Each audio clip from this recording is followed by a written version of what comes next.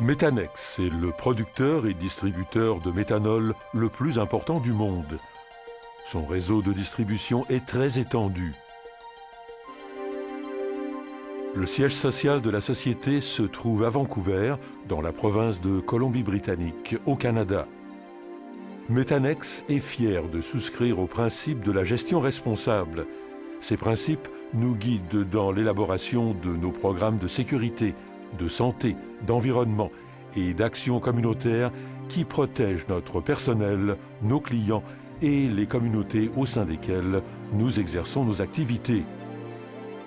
Cette vidéo a pour but de vous communiquer certains renseignements essentiels qui contribueront à assurer votre sécurité lorsque vous travaillez en présence de méthanol.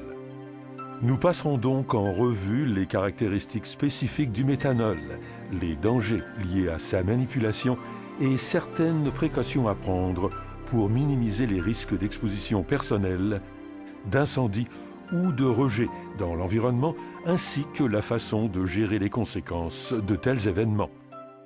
Le méthanol est un élément entrant dans la composition de nombreux produits chimiques et de produits d'usage quotidien. On retrouve des produits à base de méthanol dans presque toutes les maisons. Dérivé du gaz naturel, le méthanol est un produit pétrochimique composé de carbone, d'hydrogène et d'oxygène.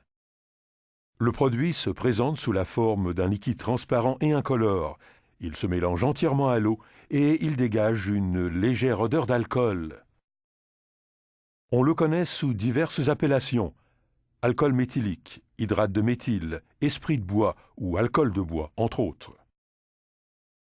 Du fait de sa toxicité, de son inflammabilité et de son impact potentiel sur l'environnement, les risques associés au méthanol sont nombreux.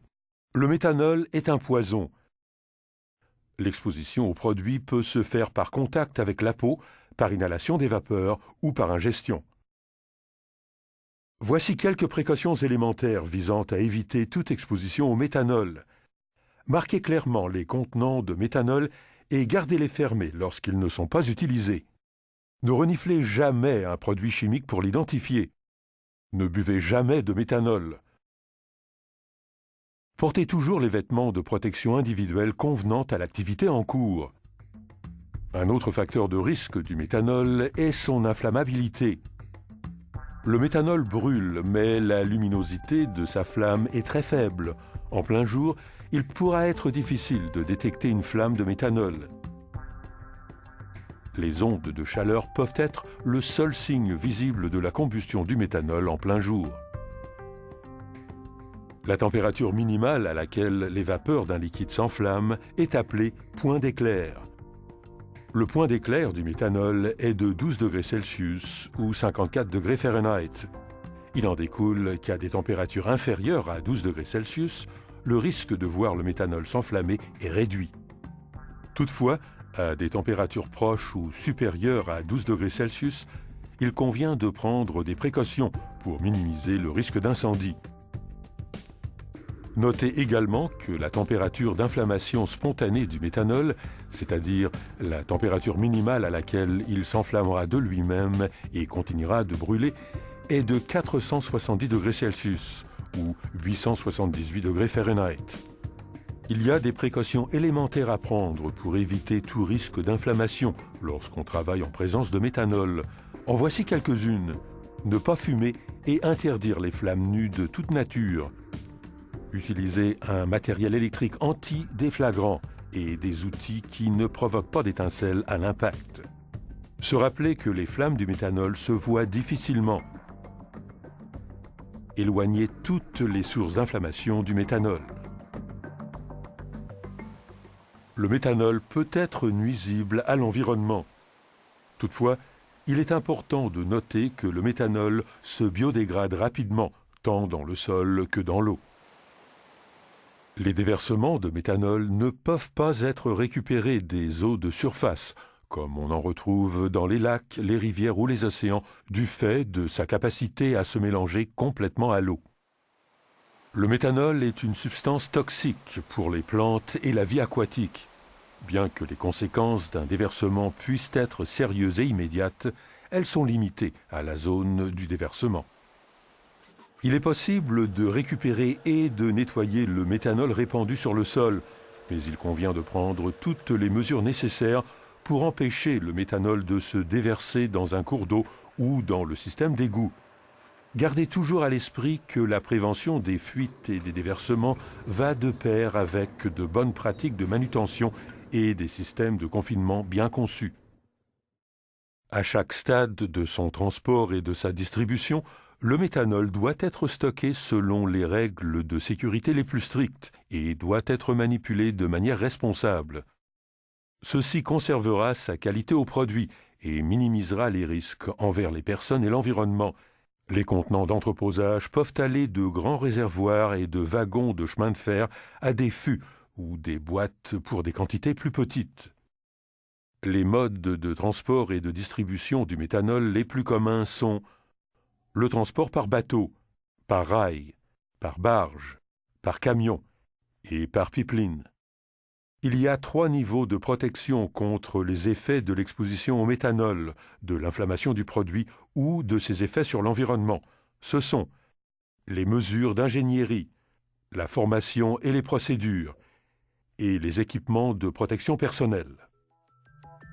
Pour être efficaces, les premières mesures d'ingénierie doivent comprendre des contenants de stockage et des systèmes de transfert adéquats, conçus selon les règles de l'art et conformes à toutes les exigences légales. La seconde mesure est la sélection précise des matériaux et des méthodes de construction. Ainsi, les grands réservoirs d'entreposage sont normalement construits en acier doux soudé.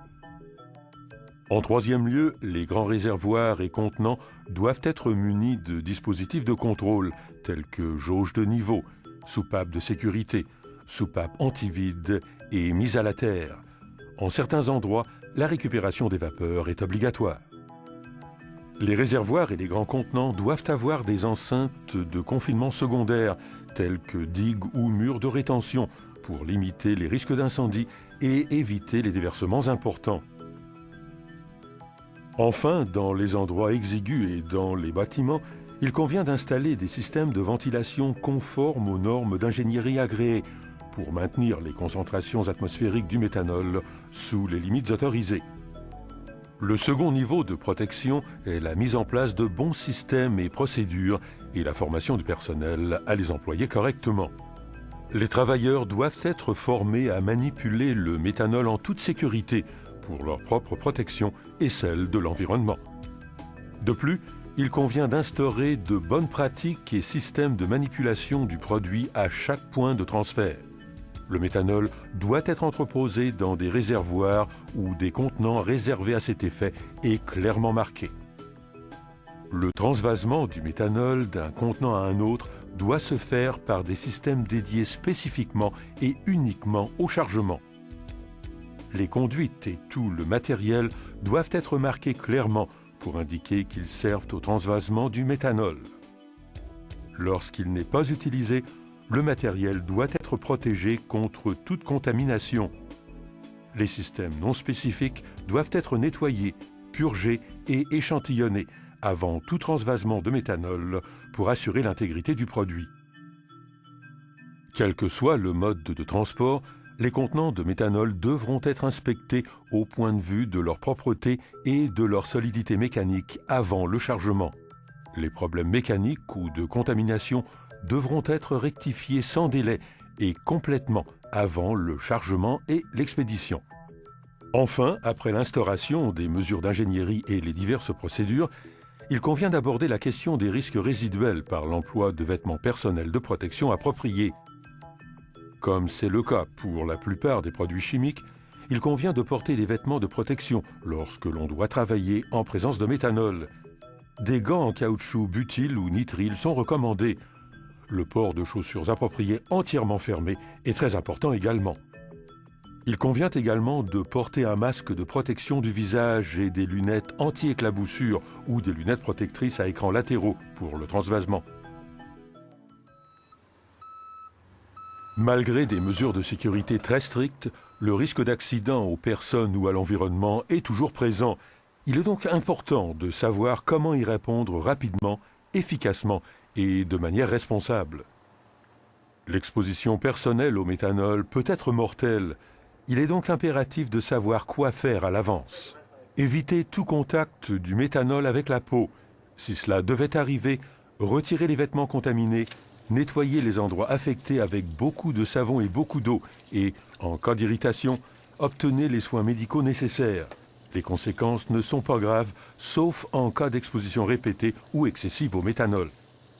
Évitez tout contact avec les yeux. En cas de projection de méthanol dans les yeux, rincez ceux-ci à l'eau courante pendant 15 minutes au moins, en relevant les paupières supérieures et inférieures pour bien rincer toutes les surfaces et lésions éventuelles. Obtenez les soins médicaux nécessaires. Évitez de respirer les vapeurs de méthanol.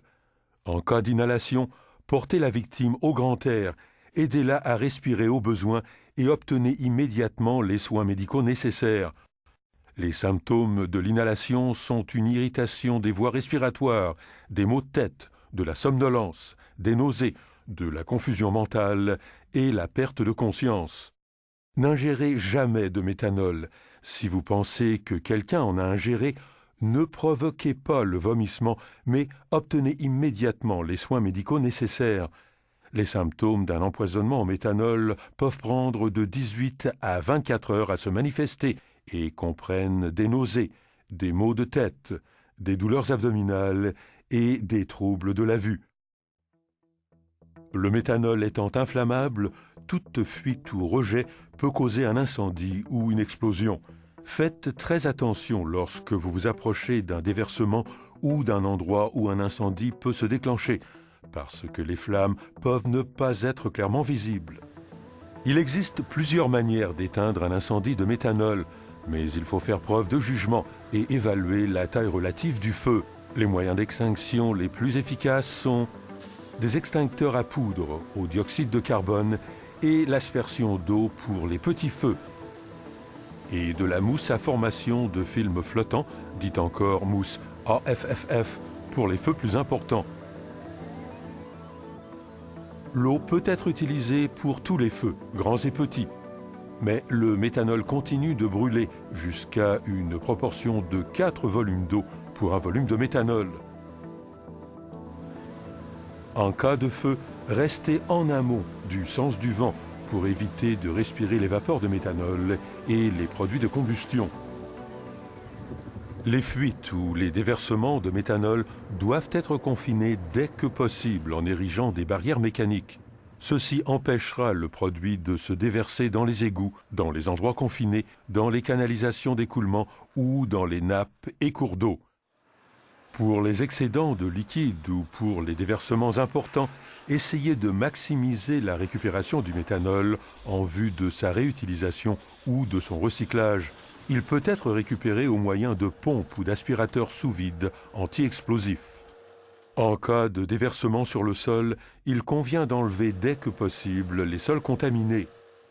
Les petites fuites de méthanol sur des surfaces imperméables doivent être nettoyées avec un produit absorbant ininflammable, tel que la vermiculite ou le charbon actif.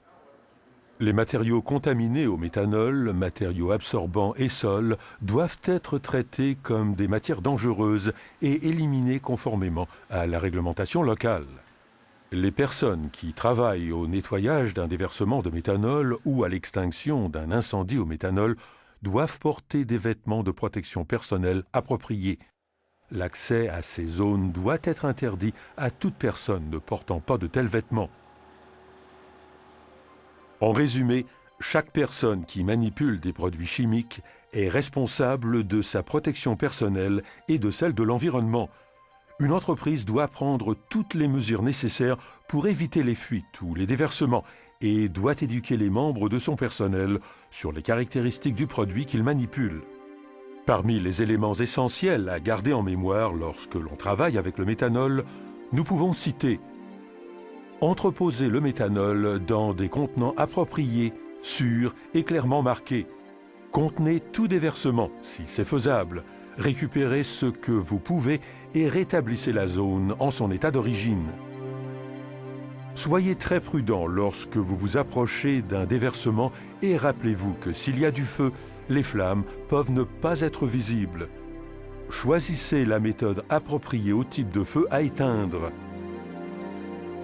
Protégez-vous en portant des vêtements de protection appropriés. Manipulez le méthanol avec précaution. Sachez aussi comment traiter les expositions personnelles en cas d'accident. Cette vidéo vous aura sans aucun doute sensibilisé de manière générale aux mesures de sécurité entourant la manipulation du méthanol. Toutefois, il est important pour vous d'obtenir des informations détaillées d'autres sources comme les organismes gouvernementaux de réglementation locaux, vos supérieurs hiérarchiques, la fiche signalétique santé-sécurité relative au méthanol, le guide Technical Information and Safe Handling Guide for Methanol de Methanex ou le bureau local de Methanex.